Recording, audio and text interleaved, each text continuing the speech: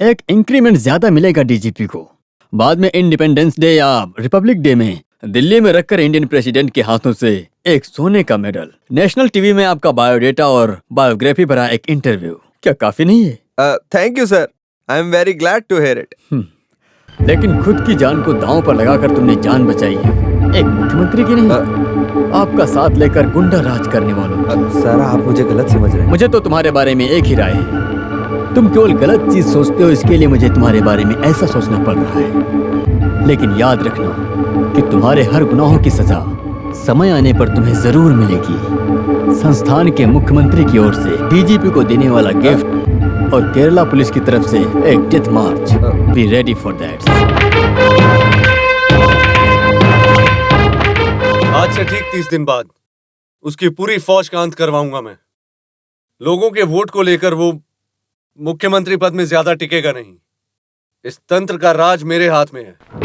हम बकरे को चारा इसलिए देते हैं ताकि काट कर बलि चढ़ा दें। जब वो दिमाग से लड़ता है तब उससे दिमाग से ही लड़ने का, बाद में क्रूर दिल से काटने पे ही दुश्मन का संहार करना ही क्षत्रिय धर्म और राजनीति है। अरे किसके बारे में तुम बढ़ाई मार रहे हो? हम सबने मिलकर उसे मारने के लिए गुंडे भेजे हैं, इस बात को वो जानता है। मूसा जी, आपको कुछ भी हुआ तो बचाने के लिए मैं हूँ। बोल, सच बता। अबूगुटी, बस बस बस बस। हाँ, अरे हम इसे अभी बहुत सुंदर आदमी बनाएंगे, है ना? हाँ, गुड बॉय। हाँ। मूसा, अभी तेरे चेहरे का पूरा हुलिया बिगड़ गया है। अगर तुमने कैबिनेट के पहले चालाकी दिखाई तो मैं तुम्हें चीर कर रख दूंगा, जानते हो ना? अरे तुम दोनों गलत समझ रहे हो। क्या हम दोनों को पागल समझ के रखा है तुमने? हाँ? एक खींच के दूंगा। एक बूंद पानी भी मत देना इसे। सुनो मूसा, तुम उसके साथ मिलकर जिस पैर को तोड़ कर रख दिए हो, वो पैर अब मजबूत हो गया है। अभी सारा काम तुम्हें और तेरे मालिक के हिसाब किताब करने के बाद ही होगा। वैसे अभी भी पूरा नहीं हुआ क्या? नहीं, अभी अभी शुरू हुआ है ना। आप क्या समझ रखे हो? जो सच हमें जानना था वो उसने पहली मार में ही बता दिया। मेरा मतलब वो अपनी जुबान से उगलता ही जा रहा है। मेरा मतलब पुराने जमाने के हिसाब किताब से लेकर भविष्य के अंत तक, तुम्हारे अंत तक। संभल कर रहना, तुम्हारे गले का फंदा टाइट होता जा रहा है। कोई और नहीं, तुम्हारा दोस्त मूसा।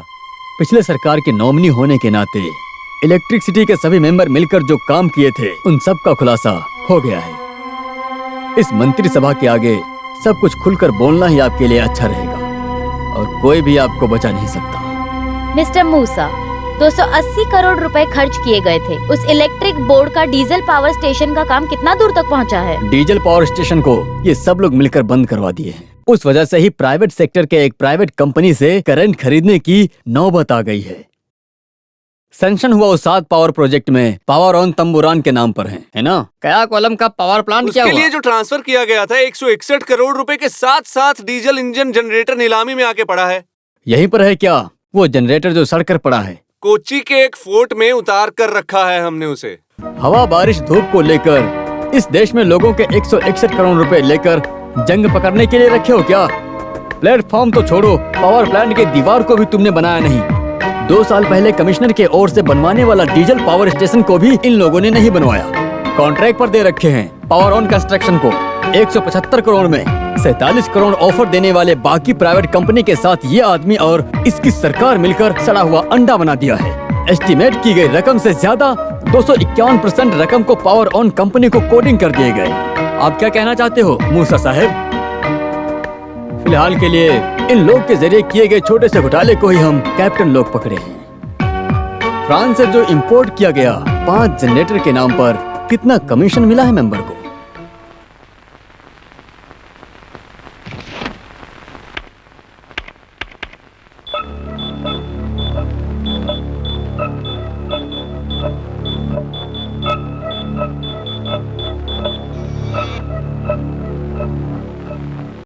Central bank of Bombay Andheri branch में आपके अकाउंट का डिटेल चाहिए। ज्यादा कुछ नहीं है सर, वो फ्रांस कंपनी के लोग थोड़ा तोहफा दिए थे, मैंने भी खुशी में ले लिया। सब कुछ को जोड़कर कुल मिला के देखते वक्त सिर्फ $3 लाख है। $3 लाख। ये $3 लाख समंदर को पार करके यहाँ आते ही 1 करोड़ में बदल जाएंगे। 1 करोड़ में बदल जाएंगे। इस आदमी को इलेक्ट्रिसिटी के बोर्ड के बाहर रखना है या फिर इसे अंदर ही रखना होगा? इसे पार्टी से बाहर निकाल दो कैप्टन जी। हे भगवान, इस केरला के लोगों को अंधेरे में ढकेल देने के कारण से तुम्हारी कीमती चीज काफी है। सरकार की तरफ से मिलने वाले करंट से तुम्हें कोई लगाव नहीं है। बोर्ड और पावर ऑन कंपनी के बीच में रहने वाला सारा डिटेल्स को सुधारने का मैं अपील करती हूँ। पावर ऑन जो अनुमति ले रखी है, वो सारा पावर स्टेशन की अनुमति को भी इस कैबिनेट जमीनी स्तर पर फिर से तहकीकात के अंदर लाकर रखता है। I will kill him. I will kill them. उन लोगों ने मुझे हरा ऐसा दिया। मत करो मालिक। पीछे हटो। He hit me on my face. Sir आप इतनी जल्दबाजी में फैसला मत लीजिए। आप लोगों का कोई नुकसान नहीं हुआ। ज्यादा से ज्यादा इस देश और पद का इससे ज्यादा कोई नुकसान नहीं होगा, लेकिन मेरा नुकसान करोड़ों में है। अनकाउंटेबल करोड़। उसे तुम वापस दे पाओगे क्या? इस राज्य के द्रोणाचार्य तुम्हारे पिताजी, उनसे हो पाएगा? पास्ट इज पास्ट मालिक। मूसा के मुंह से उसको कुछ भी नहीं मिलेगा। जब पुलिस वाले 3rd डिग्री देंगे तो सब बता देगा। उसे पहले जमानत पे निकालना होगा, बस इतनी सी तुम बात है। बर्दाश्त करोगे? नो, वो भी मुझे करना पड़ेगा। माथे पर चंदन का तिलक लगाकर, देने वाले प्रसाद को खाकर, इस तरह की वर्दी पहनकर हमारे जैसे लोगों को इस्तेमाल करके पैसा कमाते हो तुम लोग। मालिक आप बात को गलत तरीके से समझ रहे हैं। अगर उसे हराने के लिए जरूरत पड़ी तो तुम लोगों का सर कटवा दूंगा। अभी तक तो तुम्हारी बहन के नाम पर मैं कंसेशन दे रहा था, आगे से इसकी उम्मीद मत रखना। मजिस्ट्रेट कृष्णा पिल्लई को हम सब का एहसान अच्छे से याद रहेगा। आगे बढ़ने के बाद मजिस्ट्रेट बन गया है तो क्या हुआ? पुराने रास्ते और खाने को आज तक नहीं भूला।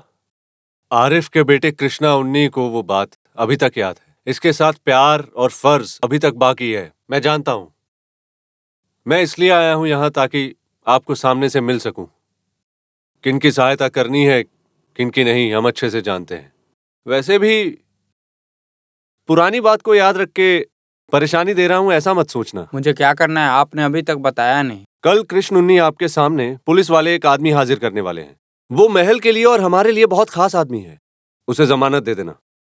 बाद में जुडिशियल सरकार रबर स्टैम्प बनाकर रखने की बात आई तो हमारे देश की भलाई के लिए। प्रताप वर्मा, आपने जो मुझ पे एहसान किया है, वहाँ का पानी और खाने का जो भी एहसान, आप हमेशा मेरे ओर से उम्मीद रख सकते हो, लेकिन इस तरह के घटिया हरकत मत करना।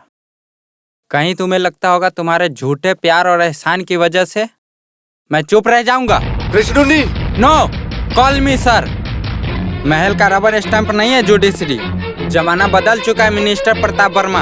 आप मुझे रिश्वत देने की कोशिश किए हो। मुझे आपको सजा देने का अधिकार भी है मेरे पास, याद रखना। लेकिन मैं ये नहीं कर सकता क्योंकि मैं तुम्हारे जैसा चोर और बेईमान इंसान नहीं हूँ। प्लीज।